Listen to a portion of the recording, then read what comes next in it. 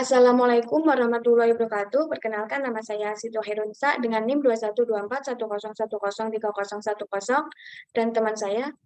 Saya Nadivia Putri Sirani, NIM 212410103070. Dan saya Nila Ayu Christine dengan NIM 212410103050. Di sini kami dari kelompok 12 akan mempresentasikan hasil tugas kelompok kami, yaitu membuat sebuah proyek yang di dalamnya menerapkan abstrak, kelas, interface, exception handling, koneksi database, dan helpers. Selanjutnya yaitu sebelum pembahasan ke dalam programnya, saya akan menjelaskan sebuah desain yang nantinya desain ini akan langsung menuju ke programnya. Untuk desainnya di sini ada label. Label ini berguna untuk membuat sebuah kalimat atau kata.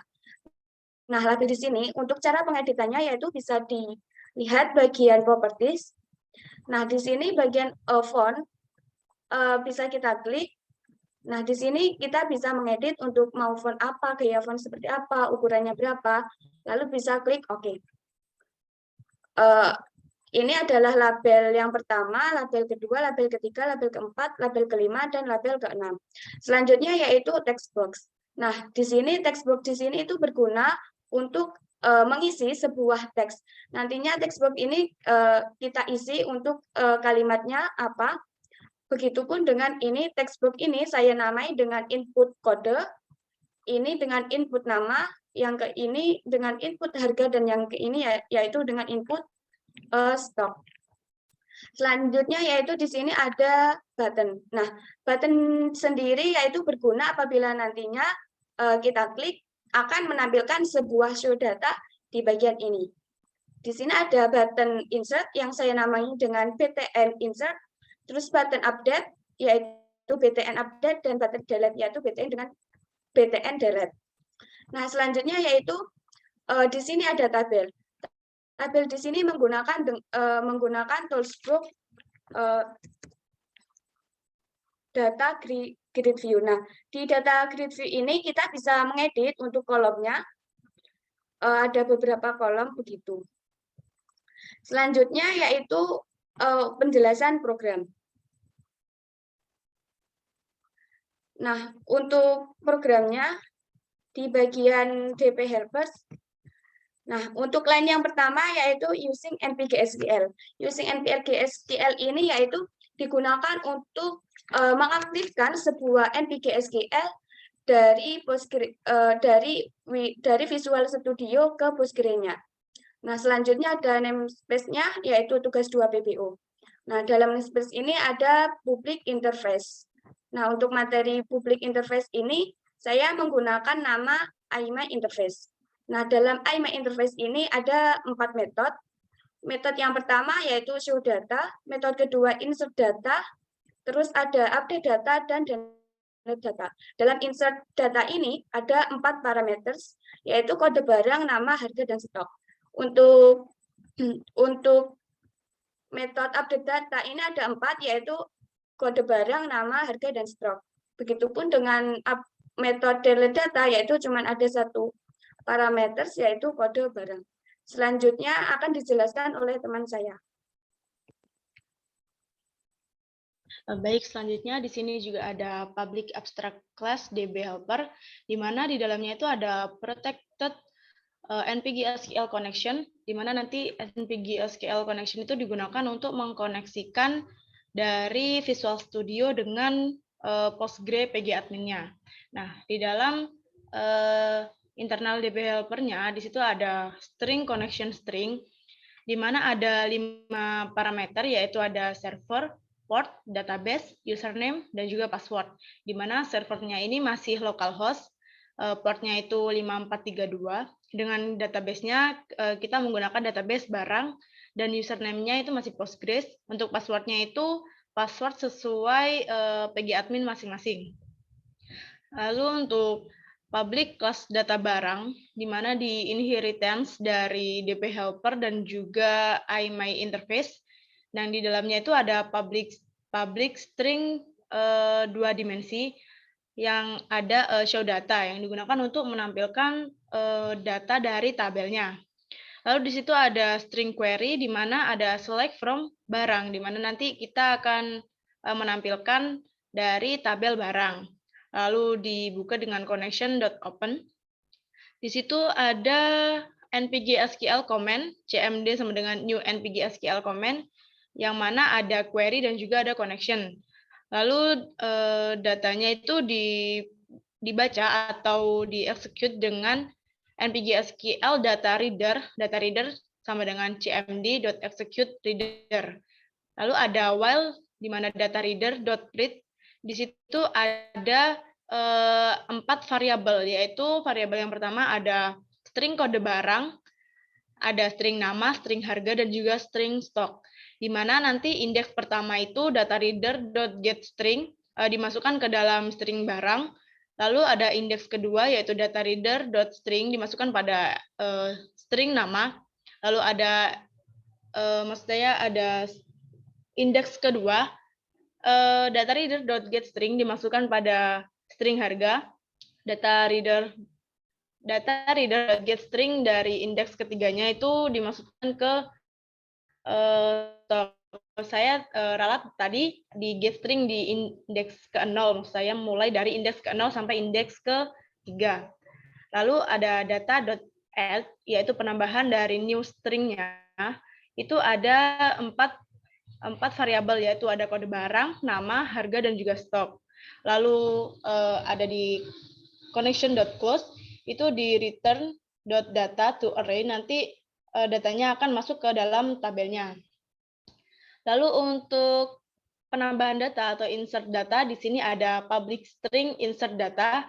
Di situ ada 4 parameter, yaitu ada string kode barang, string nama, string harga, dan juga string stok.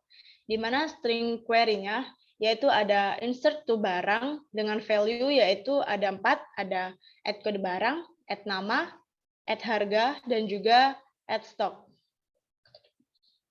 Lalu dibuka dengan connection.open, di mana npg SQL comment cmd sama dengan new npg SQL comment.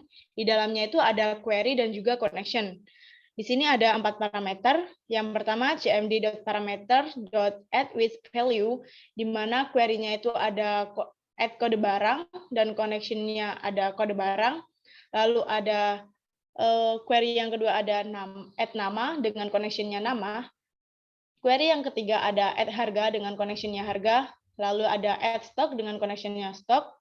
Lalu ditutup, datanya dimasukkan ke dalam suatu string tersebut, suatu string yang saya sebutkan tadi, lalu di return dan akan memunculkan pop-up yang bertuliskan data barang sukses ditambahkan. Lalu untuk selanjutnya, untuk mengupdate suatu data, di sini ada public string update data, yaitu ada 4 string, yaitu ada string kode barang, string nama, string harga, dan juga string stok. Di mana string query-nya itu update barang set nama sama dengan add nama, harga sama dengan add harga, stok sama dengan add stok, where di mana kode barang sama dengan add kode barang. Lalu dibuka dengan connection.open menggunakan npg SQL. Di sini npg SQL-nya comment cmd sama dengan new npg SQL comment, di mana ada query dan juga ada connection. Sama seperti yang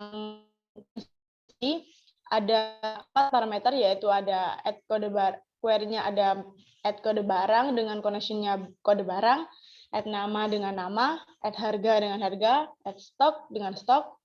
Lalu ada cmd.execute non-query. Nanti connection-nya akan ditutup, lalu di return dan memunculkan pop-up data barang telah terupdate. Lalu untuk yang selanjutnya ada untuk menghapus suatu data. Di sini ada public string delete data, di mana di sini hanya ada satu variabel, yaitu string kode barang. Yang mana nanti kita jika ingin menghapus suatu barang, kita hanya perlu menghapus kode barangnya tersebut, maka data dari suatu barang tersebut akan terhapus juga. Di sini untuk string query-nya ada delete from barang, where kode barang, sama dengan add kode barang. Lalu di connection.open, npg SQL comment, CMD sama dengan new npg SQL command, ada query dan juga connection. Nah, di sini parameternya cuma ada satu, yaitu cmd.parameters.add with value, di mana query-nya add kode barang dan juga connection-nya kode barang. Lalu di-execute dengan cmd.execute non-query, lalu connection.close, datanya ditutup dan dilakukan perulangan, di return, lalu akan memunculkan suatu pop-up. Jika data tersebut sudah dihapus, akan memunculkan suatu pop-up data barang telah dihapus. Nah, untuk selanjutnya akan dijelaskan oleh teman saya. Yaitu selanjutnya form 1.cs. Nah, dalam form 1 ini terdapat private void form 1 load 2 pada line 73. Nah, pada line 73 ini dengan isi bahwa kelas data barang dibuat dan akan dimasukkan ke variabel DB, kemudian akan menampilkan data dalam variabel DB masuk ke dalam variabel dimensi string data, kemudian data langsung ditambahkan di data grid view 1 rows pada line 83. Selanjutnya metode clear data pada line 10. Nah, pada line 10 ini, metode ini digunakan ketika telah mengisi input kode teks, input nama teks, input harga teks, serta input stock teks. Nah, ketika kita mengklik insert data, update, dan delete, maka pada text box tersebut akan kosong. Kemudian terdapat metode data grid view 1 pada line 83. Line 83. Nah, jadi ketika kursor mengarah pada salah satu baris, misal pada indeks ke-0, yaitu input kode pada indeks ke-0 dan input nama teks pada indeks ke-1, input harga teks pada indeks kedua, dan input stock teks pada indeks ketiga. Maka jadi akan langsung muncul kode nama, harga, stok yang kita arahkan kursornya yang tadi. Nah, selanjutnya ada button insert click pada line 44. Nah, fungsinya yaitu digunakan ketika mengklik insert. Jadi nanti kelas data barang ini akan dibuat dan dimasukkan ke dalam variabel DB. Nah, jadi ketika kita nanti mengisi pada input kode teks, input nama teks, harga, serta stok teks, nanti akan masuk ke dalam variabel kode barang, nama, harga, serta stok masing-masing.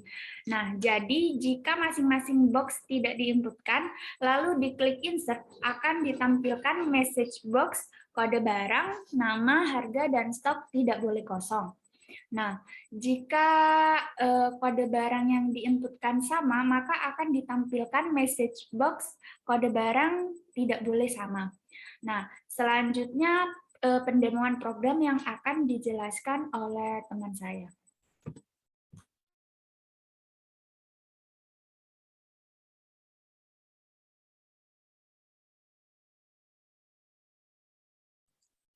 Nah, selanjutnya yaitu pendemoan program, langsung saja. Kita akan terlebih dahulu.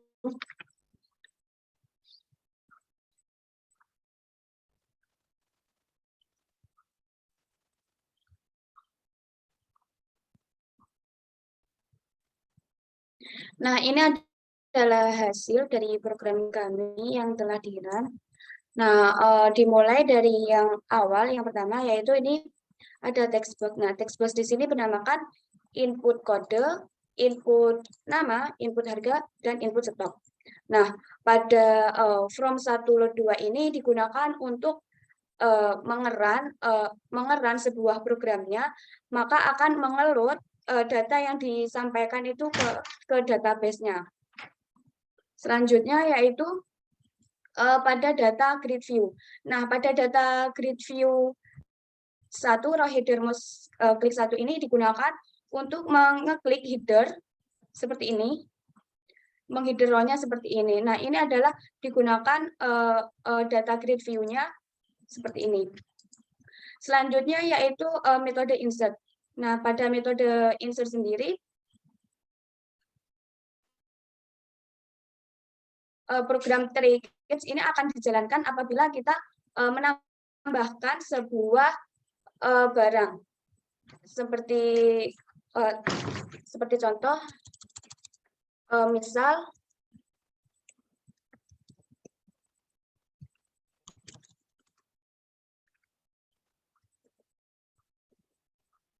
harga barang 80.000, so jumlahnya 800. Nah, ini kita insert. Nah, maka akan muncul sebuah notif sukses. Data barang sukses ditambahkan. Apabila ini diklik OK, maka dalam kode barang, nama barang, harga barang, stok barang ini pada text box ini akan hilang, akan kosong, dan akan tampil di bagian show data barang. Begitu untuk insert. Nah, apabila di bagian insert ini salah satu dari kode barang, nama barang, harga barang, stok barang itu tidak diisi, maka akan memunculkan sebuah notif seperti ini, error, kode barang, nama, harga, dan stok tidak boleh kosong. Seperti itu. Nah, untuk tray ini berguna apabila salah satu untuk mengantisipasi kesalahan. Nah, salah satu dari ini, jika salah satu dari kode barang, nama barang, harga barang, stok barang ini tidak diisi, maka akan menampilkan ini, else, kode barang, nama barang, harga barang, stok barang tidak boleh kosong, seperti itu. Selanjutnya, catch ini digunakan apabila kode barangnya itu tidak boleh sama. Jadi, apabila kode barangnya ini sama, seperti ini misal, ngasal aja ya. Nah, ini di-insert, maka akan muncul error. Kode barang tidak boleh sama. Seperti itu. Klik OK. Nah, selanjutnya yaitu ke bagian update. Nah, untuk update sendiri, BTN update klik 1 ini akan digunakan apabila kita klik update, terus maka program ini itu akan berjalan. Semisal kita klik data grid view-nya, header row-nya, nah kita klik seperti ini, semisal stok barangnya itu 0. Terus harganya itu misal ganti 4.000 lah. Kita update. Nah, maka akan memunculkan sebuah notif sukses. Data barang telah terupdate. Seperti itu. Kita klik OK. Nah, maka di sini akan hilang, akan kosong, karena di sini kita memanggil clear data. Seperti itu. Selanjutnya yaitu bagian delete data. Nah, di bagian delete data ini, private void BTN delete klik 1. Ini program ini akan berjalan apabila nantinya kita klik delete. Nah, seperti ini, semisal kita klik ini, kita klik delete, maka akan memunculkan sebuah notif sukses. Data barang telah dihapus. Seperti itu. Sekian, terima kasih. Mohon maaf apabila ada kesalahan kata. Wassalamualaikum warahmatullahi wabarakatuh.